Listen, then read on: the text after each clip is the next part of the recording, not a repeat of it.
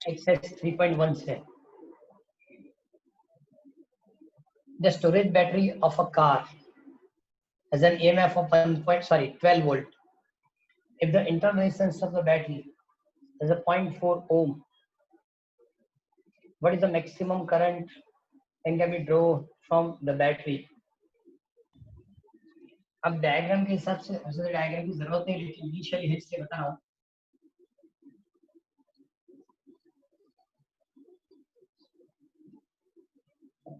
ये external resistance और ये इलेक्ट्रिक करंट की डायरेक्शन, ये होगा internal resistance of a primary cell और ईएमएफ ई। इस क्लोज सर्किट के लिए suppose Kirchhoff second law use करेंगे। Kirchhoff second law close circuit के लिए क्या लिख सकते हैं? सपोज डायरेक्शन में जाएंगे तो सबसे पहले माइनस आई आर, क्योंकि करंट की डायरेक्शन मोशन की direction equal, so minus I are. इधर आएंगे तो इसके लिए भी क्या लिख सकते हैं? Minus I R, negative terminal to positive terminal, so plus E is equal to 0। इसका मतलब minus I R is equal to minus E.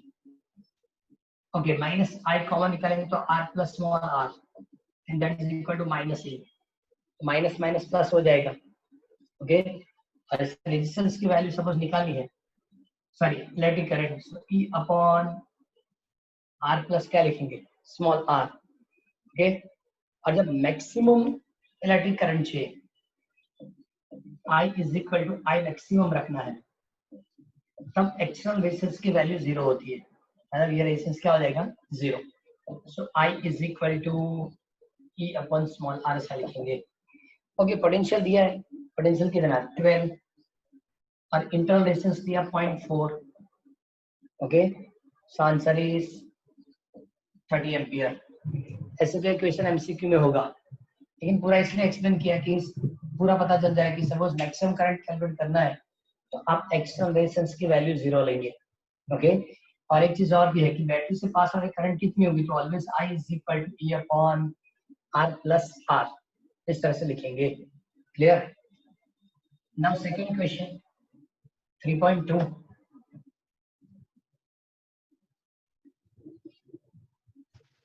Exercise के अंदर 3.2। ओके, एक्सरसाइज 3.2 के लिए भी इस तरह की मतलब क्वेश्चन है। A battery of EMF 10 volt and the internal resistance is 3। Circuit रहने देनी थी ना, कोई बात नहीं।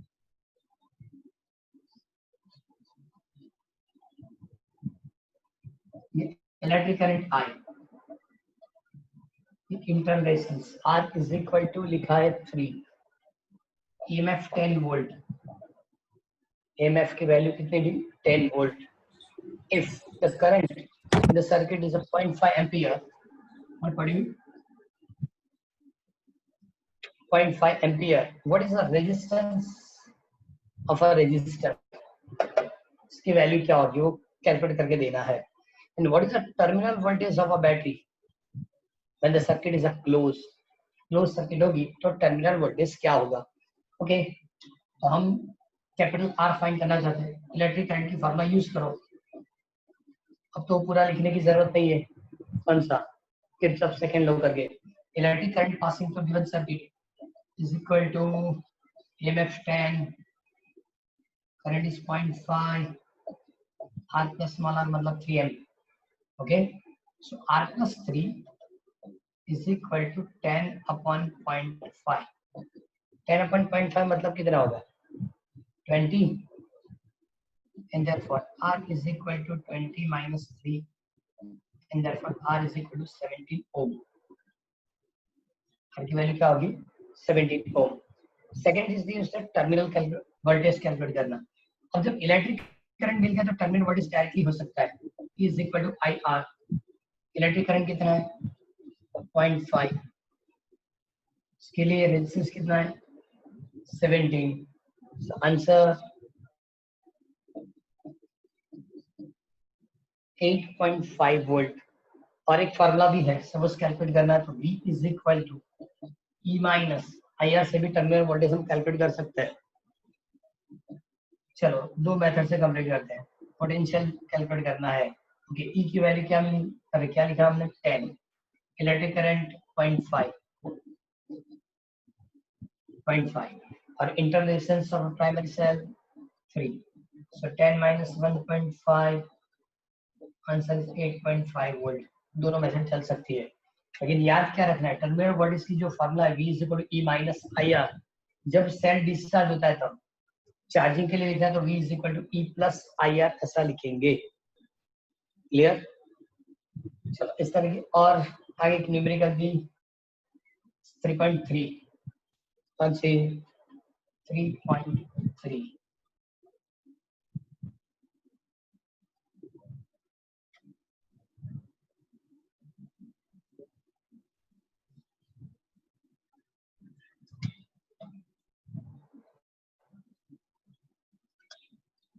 resistor 1 ohm, 2 ohm and 3 ohm combined in a series.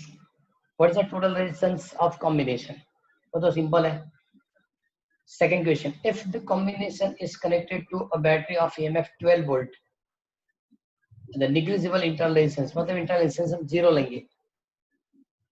Obtain the potential drop across the each resistor.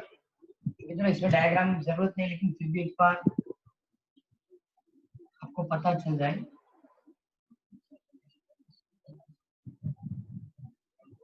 Okay, battery के लिए EMF 12 volt, negligible internal resistance मतलब हम इंटरनल रेजिस्टेंस नहीं लिखेंगे।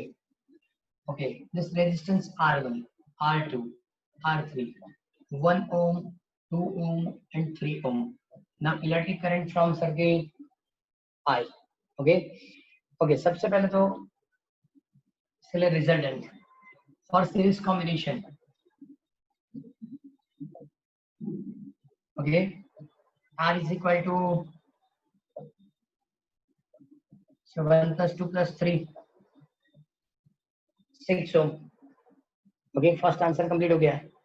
अब ऐसा पूछे कि हर रजिस्टर के लिए वोल्टेज ड्रॉप कितना होगा, तो इसके लिए सबसे पहले ये फर्स्ट था, सेकंड, इसके लिए सबसे पहले electric current from circuit calculate करना पड़ेगा। तो क्या लिखेंगे, R plus small r is equal to 12 volt 6, okay, internal resistance 0, so I is equal to electric current is a 2 ampere, मतलब ये इलेक्ट्रिक करंट जो पास होगा 2 एम्पियर होगा। तो सबके लिए वोल्टेज ड्रॉप कैलकुलेट कर सकते हैं। So now V1 is equal to IR1, current 2 ampere into 1 ohm, इसका मतलब 2 volt. Voltage drop at R2 is IR2, 2 into 2 4 volt। V3 is equal to IR3, electric current 2 and R3, okay. अब आपने calculate कर लिया, उसके बाद आपको decide करना कि हमने कैलकुलेशन की सही की गलत की, तो ये आपको वहां लिख के नहीं देना, लेकिन आपको चेक करना है। V1 + V2 + VT मतलब V3 तो 6 हुआ ना, ओके 12 वोल्ट। ये जितना लिखेंगे या जितनी एडिशन आएगी उतनी बैटरी की पोटेंशियल होनी चाहिए। क्लियर? जो वोल्टेज ड्रॉप होता है सबको ऐड कर देंगे। ये सीरीज कॉम्बिनेशन के लिए इलेक्ट्रिक करंट डिपेंड कांस्टेंट, लेकिन पोटेंशियल डिफर, तो सभी पोटेंशियल की एडिशन बैटरी पोटेंशियल बराबर होनी चाहिए। क्लियर? तो ये सीरीज कॉम्बिनेशन की न्यूमेरिकल थी। फिर तीनों सीरीज में है तो पोटेंशियल सबके लिए आपको डिफर मिलेगी, सबकी पोटेंशियल ऐड कर दो, इसका मतलब टोटल पोटेंशियल होगा, लेकिन इलेक्ट्रिक करंट रिमेन कांस्टेंट। अब उसके बाद जो लिखा 3.4, तो 3.4 में 3 resistors 2 ohm, 4 ohm and 5 ohm are combined in a parallel. What is the total resistance of a combination? If the combination is connected to the battery of EMF 20 volt and negligible internal resistance, determine the current through the each resistor and the total current drawn the battery.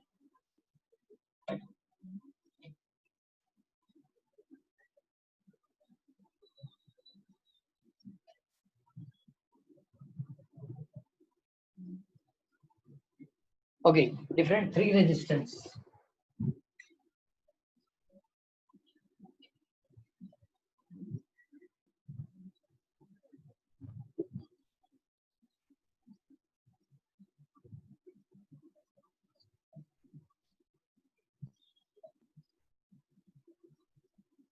Battery के लिए potential 20 volt, R1, R2 and R3. Okay, 2 ohm, 4 ohm, 5 ohm. Okay, now electric current I enter होगा, ये branch point, ये भी branch point, यहाँ से पास होने वाली करंट I1, I2, I3 तीनों ऐड हो जाएंगे तो I मिल जाएगा. ओके, सबसे पहले तो for parallel combination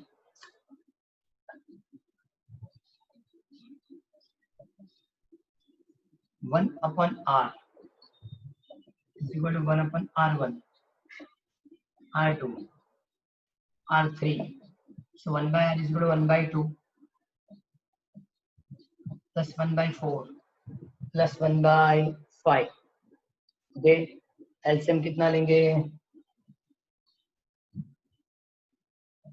10, 5, 4. So 19/20. And therefore R is equal to 20 divided by 19. Okay, simplify करना तो कर सकते हैं, वरना चलेगा. R की वैल्यू रिजल्टेंट फॉर पैरेलल ऐसा लिखना हो तो भी लिखेंगे. Okay, first portion complete. Option number A over. Now second में सबसे पास होने इलेक्ट्रिक करंट कैलकुलेट करनी है. ओके, और सबकी इलेक्ट्रिक करंट कैलकुलेट करते हैं according to Ohm's law. V is equal to IR, R is equal to V by R. अब देखो R1, R2, R3 and battery all are in parallel combination. All are in parallel combination. Okay, तो इसके लिए हम ER लिख देंगे. सबकी potential equal होती है. पैरेलल कॉम्बिनेशन की कैरेक्टरिस्टिक क्या है? Potential remain constant. So now I1 is equal to E upon R1. So 20 divided by 2. So 2 cancel. I2 is equal to E by R2. 20 divided by 4. 5 ampere. I3 is equal to E upon R3. 20 divided by 5. 4 ampere. Okay. और एक question भी था, electric current through a battery. ये second, total current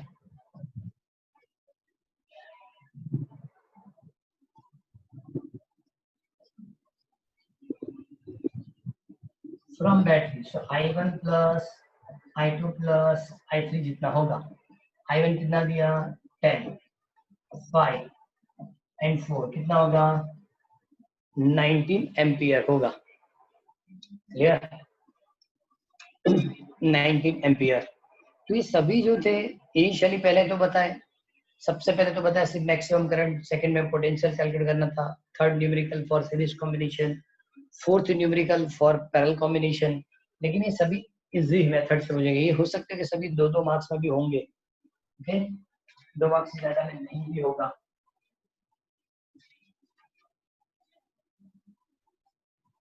okay, single question मतलब एकदम smaller question होगा 3.6. देखो 3.5 मैंने रखा है, 3.4 था, 3.5 मैंने रखा है, लेकिन सबसे पहले 3.6 लेंगे.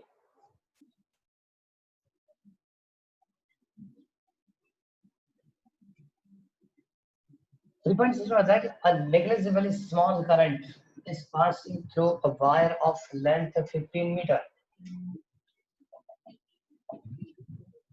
and equal to 15 meter, and the uniform cross section is equal to 6 into 10⁻⁻7 meters square, and its resistance is measured to a 5 ohm.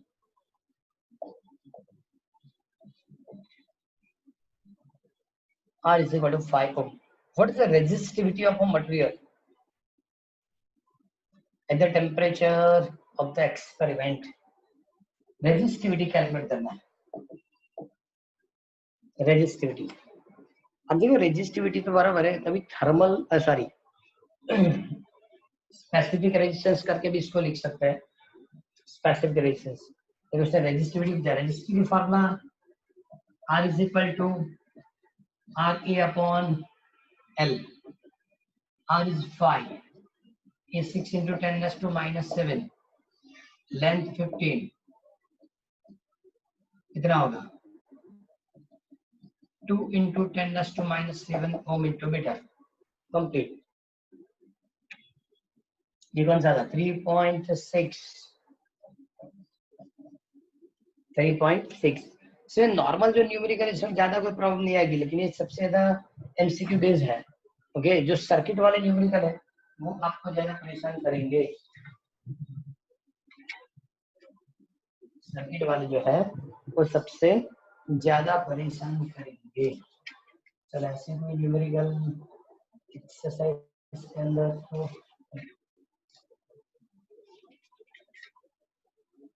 Okay. अब इलस्ट्रेशन के न्यूमेरिकल लेंगे. देखो एक्सरसाइज में टोटल 5 न्यूमेरिकल है, 3.1 to 3.4 और 3.6 नंबर. ओके, आगे आज ज्यादा काम हो जाने वाला है.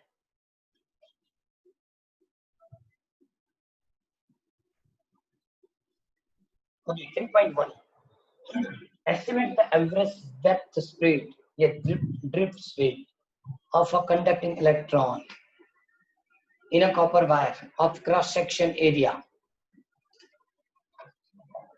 1 into 10 raised to minus 7 meters square. Carrying a current 1.5 ampere. 1.5 ampere.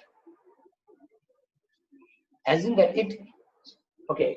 that each copper atom contribute roughly 1 conducting electron.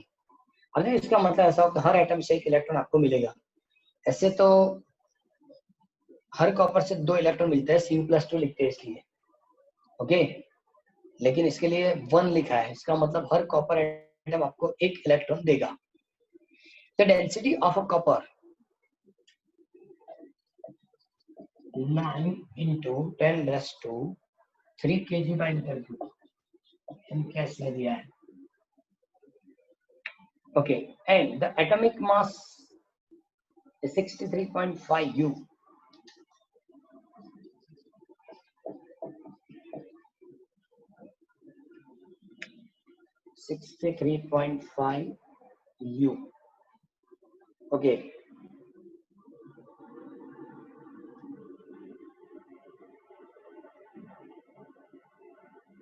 सबसे पहले compare the drift speed. Compare drift speed. Okay, compare drift speed से पहले drift speed कैलकुलेट करेंगे, बाद में comparison करेंगे. अब देखो सबसे पहले कि बहुत सारी चीज पहले तो कैलकुलेट करनी पड़ेगी. ओके, पहले तो नंबर डेंसिटी क्या लिखेंगे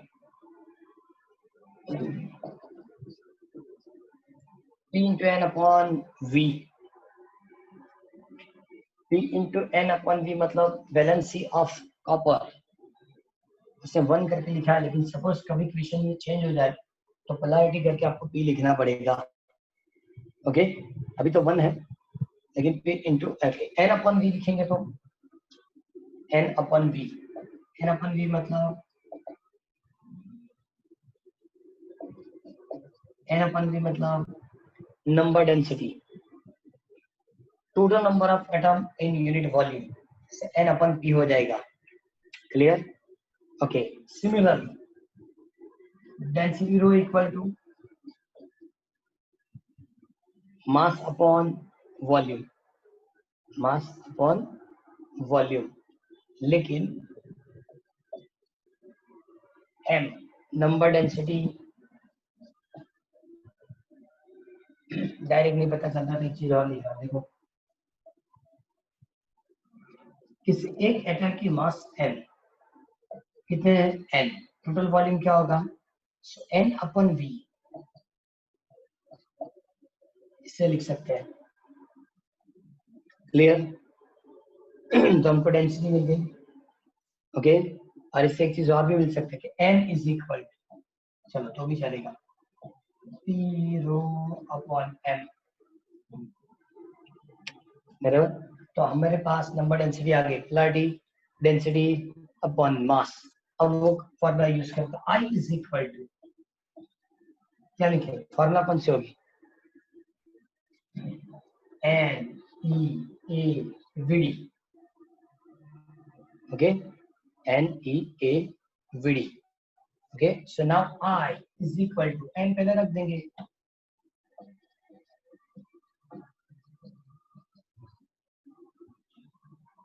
so VD is equal to IN,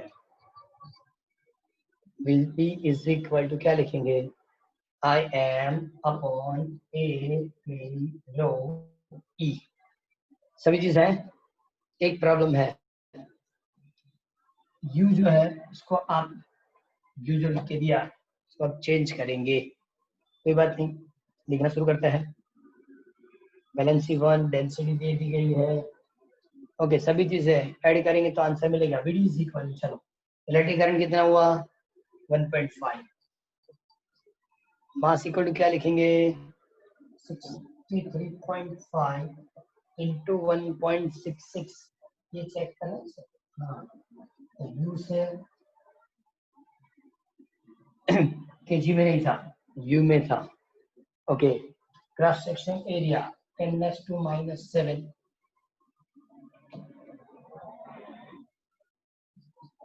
पर एक एटम 1 इलेक्ट्रॉन मिलना चाहिए, डेंसिटी 9 इंटू 10⁻³ और चार्ज ऑफ इलेक्ट्रॉन इज 1.6 10⁻⁻19।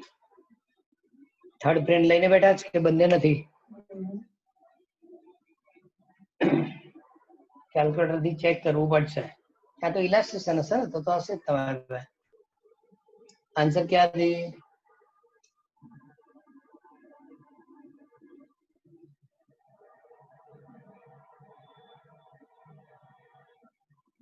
ये चेक कर लेना आंसर, और अब मैं डायरेक्ट लिख रहा हूँ 1.098 into 10⁻³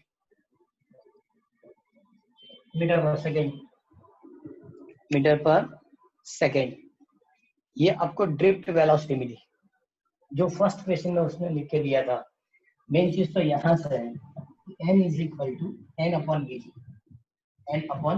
लेकिन कितने इलेक्ट्रॉन तो डिपेंड ऑन वैलेंस पोलैरिटी पे, कि सपोज हर एटम से एक हो गया या दो, इसने p इंटू n करके लिखा, ओके। तो n अपॉन v से मिला n अपॉन p, कैपिटल है, इसको नंबर डेंसिटी बोल सकते हैं, लेकिन density is equal to, sorry हाँ density is equal to, density b लिखा नहीं, हाँ रो लिखना,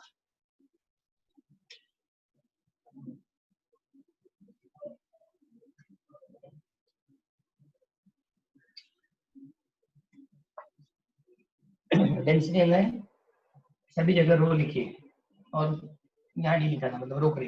डेंसिटी में मास अपन वॉल्यूम, मास कितना एक एटम के लिए स्मॉल है, टोटल एटम कितना n, so m into n, लेकिन n अपॉन v ऐड कर सकता है, okay. So n is equal to p rho upon m, बाद में I is equal to NEAVD addition हो जाएगा, ये आंसर कंप्लीट हो जाएगी। ये फर्स्ट ऑप्शन था। अब सेकंड में सबसे पहले ऐसे लिख के दिया, compare the drift speed obtained above with the thermal speed of copper atom at ordinary temperature। अब देखो ऑर्डिनरी टेम्परेचर पे थर्मल स्पीड, मतलब वो 11th में जाना पड़ेगा, 11th में कैसे, बी ऑप्शन, इसमें भी फर्स्ट, ये था आपका ए ऑप्शन, बी में फर्स्ट, तो ordinary temperature is equal to 27 या 300 केल्विन, तो वाली फॉर्मूला थी 1/2 mv स्क्वायर 3/2 kBT, ऐसी क्या फॉर्मूला थी,